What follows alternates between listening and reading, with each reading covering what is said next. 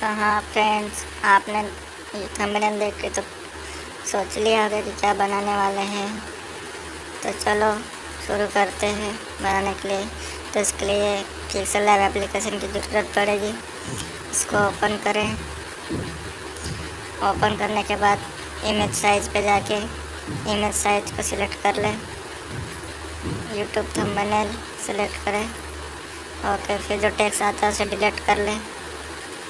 Delete करने के बाद यूज इमेज फ्रॉम गैलरी, वहाँ जाके जो आपको बैकग्राउंड लेना है, जो आपको पसंद का वो बैकग्राउंड ले लें। वहाँ से फिर क्रॉप करके साइज में से जो आपको परफेक्ट लगे वो साइज ऐड करके वहाँ से अपना जो आप बनाने वाले हैं वो इमेज जो आपको लेनी है वो ऐड कर लें। सब जो आपको वैसा कि वैसा बनाना होगा तो फिर डिस्क्रिप्शन में आपको लिंक मिल जाएगी PLP फाइल की, वो डिस्क्रिप्शन में जाके चेक कर लें। डिस्क्रिप्शन फाइल को पासवर्ड है जो कि 4 स्टेप में बताया जाएगा।